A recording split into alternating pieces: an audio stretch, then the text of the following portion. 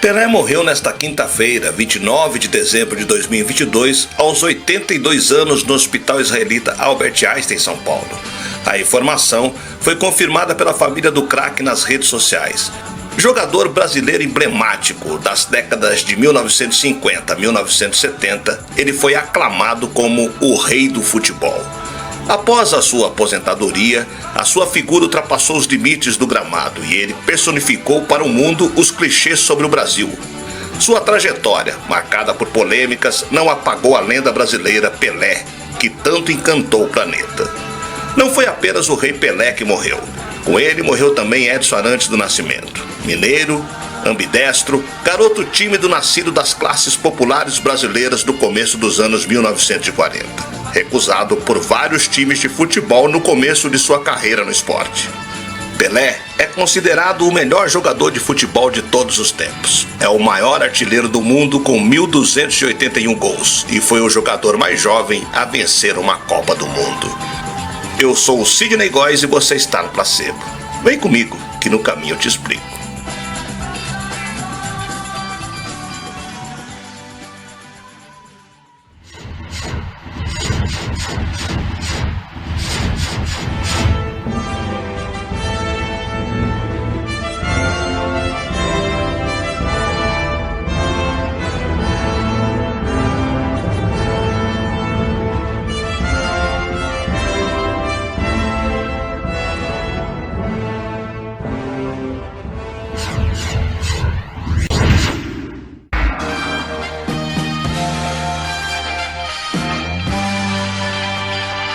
Edson Arantes do Nascimento, Pelé, fez o mundo conhecer a arte do drible, com grandes jogadas que não apenas abrilhantaram a seleção brasileira com 3 Copas do Mundo ganhas, mas que edificaram seus principais recordes de carreira, até hoje não superados pela camisa do Santos Futebol Clube. Considerado o maior jogador da história do futebol, personalidade mundial do esporte, popularmente chamado de Rei do Futebol, ele nasceu na cidade de Três Corações, em Minas Gerais, no dia 23 de outubro de 1940. É filho de João Ramos do Nascimento, também ex-jogador de futebol conhecido como Dondinho, e Celeste Arantes do Nascimento. Aos 4 anos de idade, Edson e sua família mudaram-se para Bauru, em São Paulo. Nessa época, ele era chamado de Dico pela família e de Edson pelos amigos. Influenciado pelo pai, Dico sempre foi fã de futebol e logo começou a fazer parte dos times de garotos que jogavam nas ruas de Bauru. Ele gostava de atuar no gol, inspirado no goleiro José Lino da Conceição Faustino, o Pilé, amigo do time de seu pai, o Vasco de São Lourenço, em Minas Gerais. Como Edson não conseguia pronunciar o nome Pelé corretamente, durante os jogos com os amigos ele falava algo semelhante com "segura, Pelé", quando fazia suas defesas. O fato fez com que os amigos passassem a chamá-lo de Pelé. Ele não gostou disso e foi aí que o apelido pegou entre os amigos. Além dos jogos de futebol durante a infância, o garoto ajudava a família como podia. O pai lesionou-se e não continuou a jogar futebol, o que deixou a família em dificuldades. Para contribuir com a renda familiar, Pelé trabalhou como engraxate em Bauru. Ele passou por algumas equipes amadoras durante sua infância e aos 11 anos o jogador Valdemar de Brito descobriu e convidou para a equipe que estava formando, o Clube Atlético de Bauru. Passados poucos anos, Valdemar percebeu o enorme talento de Pelé e decidiu levá-lo para um time maior, o Santos Futebol Clube. Em 1956, Pelé chegou ao Santos como promessa de Valdemar de Brito, que, de acordo com informações do site oficial do Santos, afirmou ao clube: "Esse menino vai ser o melhor jogador de futebol do mundo."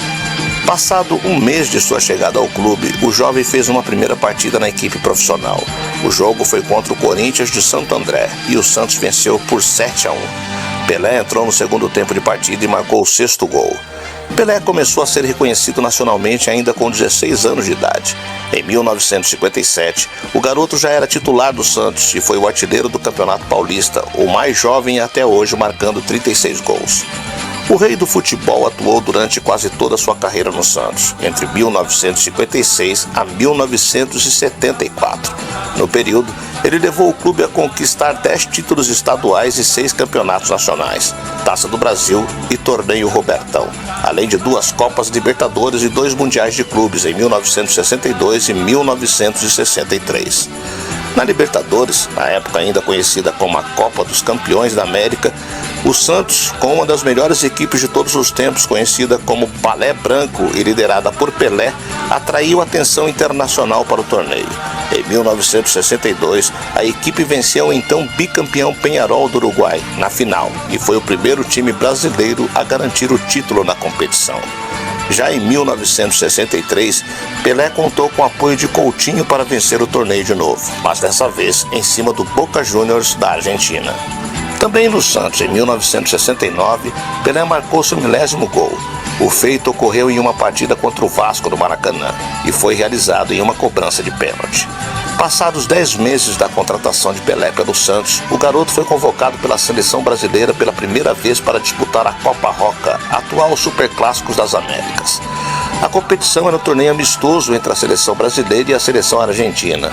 As 2 partidas foram realizadas no Brasil. A primeira marcou a estreia de Pelé com a camisa do Brasil e foi realizada no Maracanã. A Argentina venceu por 2-1 e o gol brasileiro foi marcado por Pelé.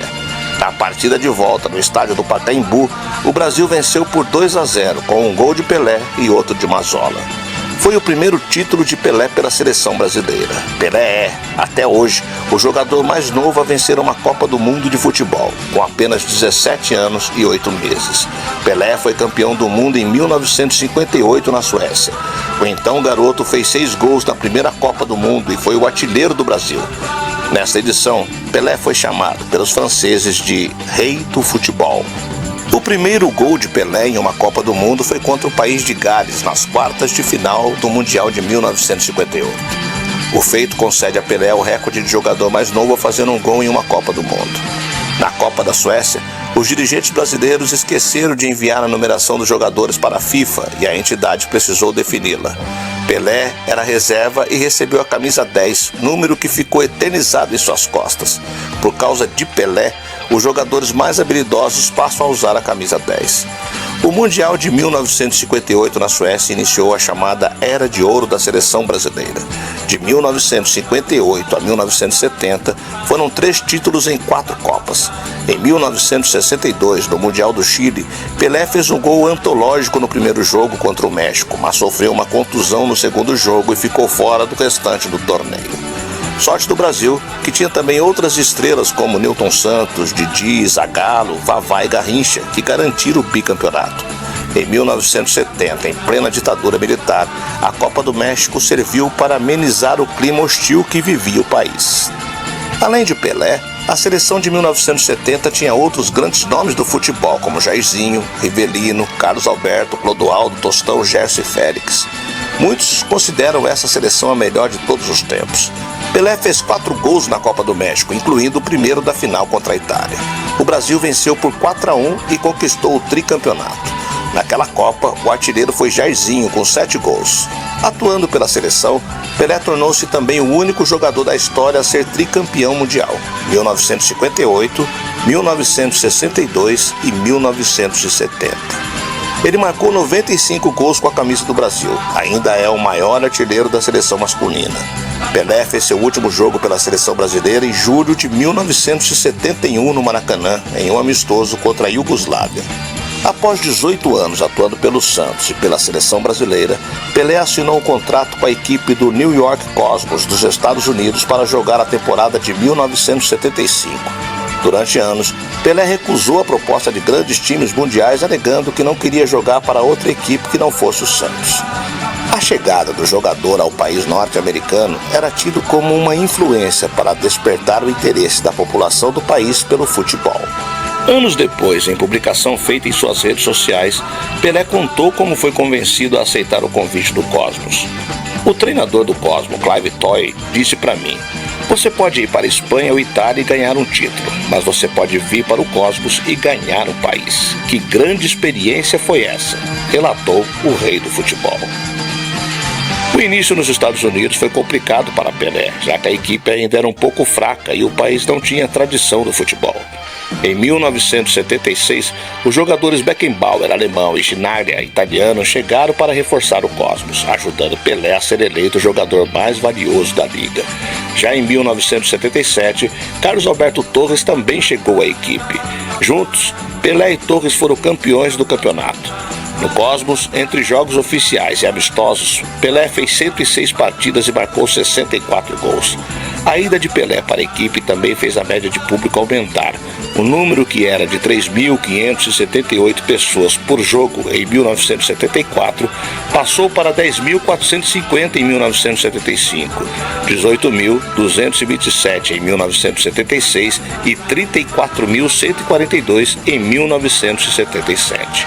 Com isso, o time acabou mudando em 1976 para o Yankee Stadium e na outra temporada para o Giants, estádios de beisebol e de futebol americano, respectivamente. A passagem de Pelé surtiu o efeito que os norte-americanos buscavam. A seleção dos Estados Unidos voltou à Copa do Mundo em 1990, quebrando o jejum de 40 anos, e o país recebeu o Mundial em 1994. Pelé despediu-se dos gramados em 1977 em um jogo do Cosmos contra o Santos nos Estados Unidos. A partida contou com a presença de artistas, políticos e personalidades mundiais. O rei disputou o primeiro tempo da partida com a camisa do Cosmos e o segundo tempo com a camisa do Santos. De acordo com Guinness Book, o livro dos recordes, Pelé marcou em sua carreira 1.281 gols, sendo o maior artilheiro da história do futebol. O filho de Dom Dinho e Dona Celeste teve um irmão, o Jair Arantes do Nascimento, mais conhecido como Zoca. O irmão foi o braço direito de Pelé, ajudando o rei a cuidar dos negócios e da carreira. Na vida pessoal, Pelé relacionou-se com algumas famosas e foi casado 3 vezes. O primeiro casamento durou de 1966 a 1978 com Rosemarie de Reis Choubicon e rendeu 3 filhos, Kelly Cristina, Jennifer e Edson. O filho Edson, conhecido como Edinho, seguiu a carreira do pai e tornou-se goleiro do Santos na década de 1990. Depois da aposentadoria, envolveu-se com o tráfico de drogas e lavagem de dinheiro, o que lhe rendeu condenação de 12 anos de prisão. Em 1991, Pelé descobriu que tinha outra filha, Sandra Regina, fruto de um relacionamento com a empregada doméstica Anísia Machado em 1964. Sandra precisou entrar na justiça para ser reconhecida por Pelé, o que aconteceu apenas em 1996, após exames de DNA e várias brigas judiciais. Sandra Regina recebeu o sobrenome Arantes do Nascimento. Sandra morreu em 2006, vítima de um câncer na mama. Os 2 filhos de Sandra, Otávio e Gabriel, de 15 e 13 anos na época, ganharam na justiça o direito de receber uma pensão do avô. O valor era de 7 salários mínimos para cada neto. O segundo casamento de Pelé em 1994 foi com a cantora gospel Acília Lemos Seixas e durou até 2008. Do matrimônio, eles tiveram os gêmeos Celeste e Joshua.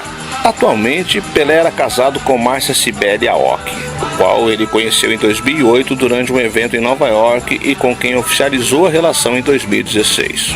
Os dois não tiveram filhos juntos. Fora dos casamentos, Pelé teve um relacionamento com a jornalista Lenita Curtis, com quem teve a filha Flávia Curtis. Já entre 1981 e 1986, o ex-jogador manteve um relacionamento com a apresentadora Xuxa Meneghel. 3 anos depois, ele se relacionou também com a ex-Miss Brasil Flávia Cavalcante. Em 2014, a internação do rei Pelé no Hospital Albert Einstein, em São Paulo, com um quadro de infecção renal, chamou a atenção para a situação de pessoas que vivem com apenas um rim. O craque retirou nos anos 1970 o rim direito, que estava afetado por um tumor.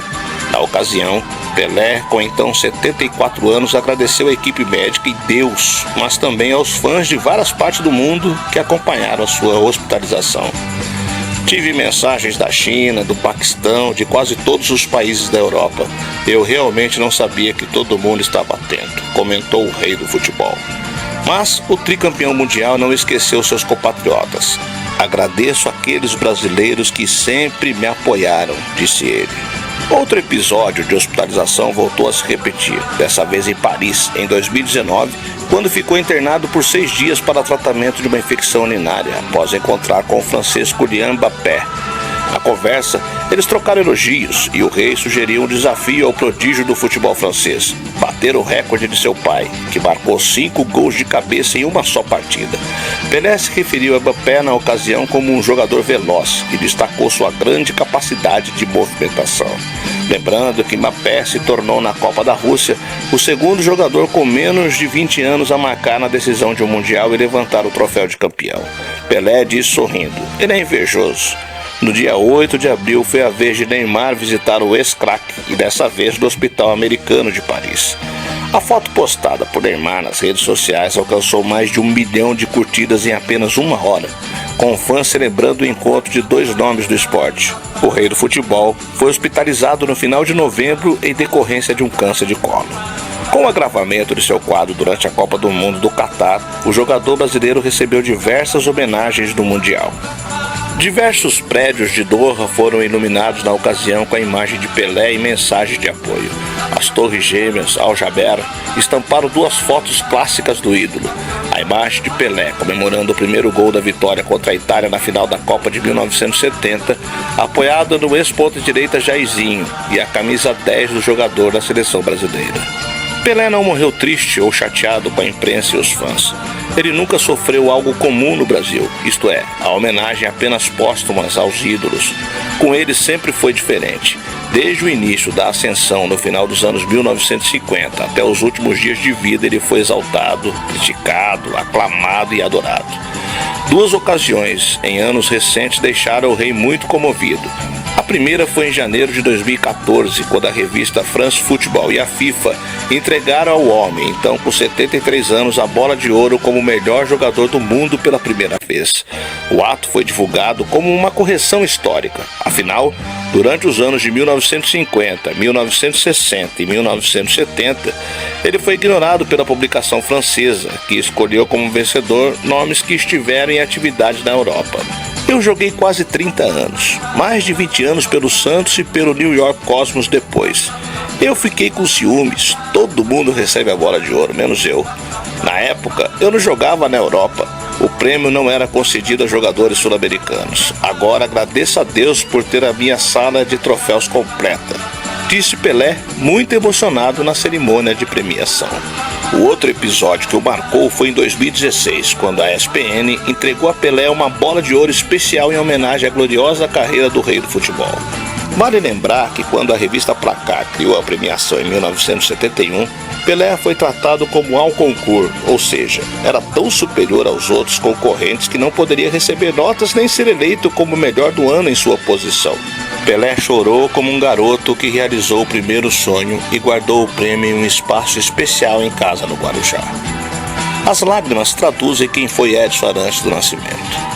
Um mineiro simples de 3 corações que encantou o mundo como Pelé, mas ao mesmo tempo capaz de se derreter com um simples gesto de reconhecimento e de gratidão.